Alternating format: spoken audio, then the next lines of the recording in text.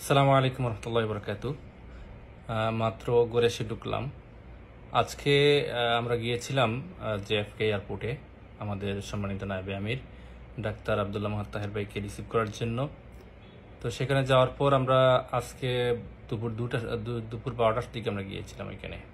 তো যাওয়ার পরে আমরা এক সময় বেলা 3টার দিকে আমাদেরকে বলা হলো যে ওনারা ভিআইপি প্রোটোকলে ওনারা চলে গেছেন। তো আমরা সবাই চলে আসছি।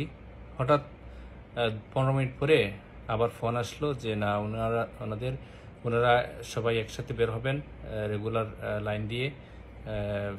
ডাক্তার আব্দুল মাহাত তাহের ভাই, মির্জা ফখরুল ইসলাম আলমগীর সাহেব এবং আক্তার হোসেন এবং তাসিম জারা ওরা বের হবে। তো আমরা কি করলাম, ব্যাক করে আবার চলে আসলাম এয়ারপোর্টে, কারণ মির্জা ফখরুল ইসলাম আলমগীর সাহেবের পাসপোর্টে একটু সমস্যা হয়েছিল, এইটা আমরা জেনেছিলাম আর কি। সেই জন্য ওনার একটু দেরি হওয়ার কারণে রেগুলার লাইন দিয়ে বের হচ্ছেন। তো আমরা চলে গেলাম আমাদের দেশকে রিসিভ করার জন্য। তো একটা সময় পরে ওনারা বের হয়ে আসলেন সবাই। তো সবাই বের হওয়ার পরে আমরা সামনে এগোচ্ছিলাম। তো এক সময় আমিও সামনে ছিলাম। তো সামনে থাকার কারণে আমি ওই একটু আগে এগিয়েছিলাম। তো এগোনোর কারণে আমি মোটামুটি চলে গিয়েছিলাম মির্জা ফখরুল সাহেবের কাছেই। তো এখানে ওনারা ফলো করতেছিলেন আমাদের কনসুলেট জেনারেলের যা অফিসাররা আসছিলেন ওনাদেরকে উনি ফলো করছিলেন। তো উনি একা কনসুলেট জেনারেল থেকে একজন দেখছি, এরপরে আরও 2-1জন থাকতে পারে, ওদের চিনি নাই, কিন্তু একজনকে আমি চিনছি। কিন্তু ওইখানে বিএনপির কোনো লোক ছিল না, এনসিপির কোনো লোক ছিল না। তো আমরা মনে করছিলাম যে আমাদের তাহের ভাই ওইদিকে আসবেন, কিন্তু ওইখানে একটা রেড লাইট পড়ার কারণে ওনারা একটু ওইদিকে পিছনে পড়ে গেছিলেন। পিছনে পড়ে যাওয়ার কারণে ওই গ্রুপটা এগিয়ে গেছে, আর আমরা ওই গ্রুপের সাথে চলে আসছিলাম। আমরা এখানে বুঝি নেই যে এখানে ওনারা মানে রেড লাইটের কারণে রাস্তা পার হতে পারছেন না। তো আমরা যখন সামনে এগোনোর পরে দেখি পিছন থেকে আর কেউ আসতেছে না।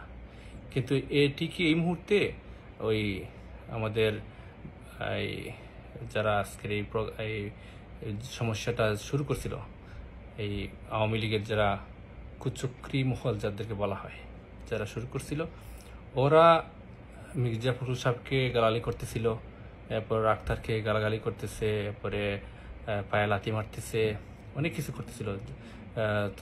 তাসনিম জারাকে ওরা ধাক্কাধাক্কি করছিল হালকা হালকা, বেশি করে নাই প্রথম অবস্থায়। পরে আমরা সামনে গিয়ে দেখি যে ওদের অবস্থা বেশি ভালো না। আমরা সাবেক শিবির 5 জন ছিলাম, ওইখানে 5 জনই আমরা ছিলাম। আমাদের 5 জন, ওদের অফিসার 1জন ভালোভাবে দেখছি, আর 2-1জন থাকতে পারে, আর সাংবাদিক 5-6 জন, আর বাকি সব আওয়ামী লীগের সন্ত্রাসীরা। তো যখন ওরা সামনে গেল, এবার দেখতেছি ওদের আক্তার হোসেনের উপরে ডিম নিক্ষেপ করতেছে। তখন আমি যতটুকু পারছি আমার সাধ্য কুলায়, আমাদের মেহমান ওরা, জুলাইয়ের যোদ্ধা ওরা, ওদেরকে সেভ করার জন্য আমরা সর্বোচ্চ চেষ্টা করেছি। তো মোটামুটি অনেক সময় দেখা গেছে যে ওরা পিছন দিক থেকে লাথি মারছে আক্তার হোসেনের পায়ে, তো অনেকটা আমি সেভ করছি। এরপরে লাস্ট পর্যায়ে এক সময় দেখা যাচ্ছে যে আমি পড়ে যাচ্ছিলাম, ওইখানে একজন আওয়ামী লীগের সন্ত্রাসী খুব জোরে লাথিটা মারছিল, অনেক জোরে। তো ওইটা আমি প্রোটেক্ট করার জন্য একটু পড়ে গেছিলাম, আক্তার হোসেনের পায়ে সাথে শরীরে পড়ে নাই। তো শেষ পর্যন্ত আমি যতটুকু পারছি গাড়িতে তুলে লাগেজ টেগেজ তুলে দিয়ে বিদায় দিয়ে আসছি। তো বিদায় দেওয়ার আগ পর্যন্ত ওরা এই গাড়ির সামনে শুয়ে পড়ছিল, বিভিন্ন ঝামেলা করছিল। তো পুলিশ কাছে ছিল, কিছু করে নাই।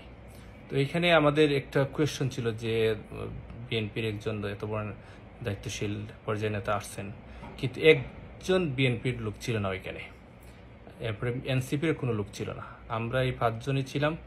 আমি, এরপরে আমাদের সাদাল ভার্সিটির এলাকার একটা ভার্সিটি এলাকার সাবেক সভাপতি মারুফ ভাই ছিল, আরও 3জন ভাই ছিলেন আমাদের। তো ওই ভাইগুলো আমরা ওনাদেরকে প্রোটেক্ট করে নিয়ে গেছি, মির্জা ফখরুল ইসলাম আলমগীর সহ সবাইকে প্রোটেক্ট। আমার মারুফ ভাই আর মির্জা সাহেবকে এগিয়ে নিয়ে গেছে, আর আমি এই আক্তার হোসেনকে আমি এগিয়ে নিয়ে দিয়ে আসছি। তো এটা আসলে আমাদের জন্য অনেক দুর্ভাগ্যের বিষয়, কারণ এই এলাকায় যত লোক ছিল এয়ারপোর্টে সবাই কিন্তু ওটা উপলক্ষণ করতেছিল দাঁড়িয়ে দাঁড়িয়ে, আমাদের জন্য অনেক লজ্জার ছিল। তো এটা আসলে একটা ভিন দেশে গিয়ে এরকম আচরণ আসলে ঠিক হয় নাই। আর ওনারা যে নিরাপত্তাহীনভাবে বের হয়ে আসছেন, একজন অফিসারকে ফলো করতেছেন, কোনো সিকিউরিটি নেই, কিছু নাই।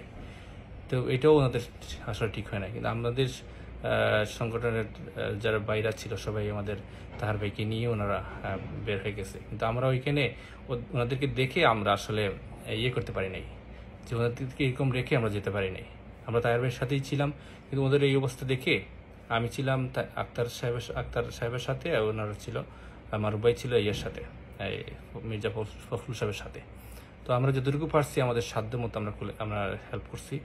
তো এজন্য আমরা বলবো যে আসলে আমাদের এই বাংলাদেশপন্থী যারা আছে তাদের জন্য আমরা যতটুকু পারছি আমরা সম্মানের সহিত আমরা তুলে ধরার চেষ্টা করছি। যদি এখানে আমরাও না থাকতাম তাহলে পরিস্থিতিটা কী হইতো এটা আসলে আমরা হিসাব মেলাতে পারতাম না।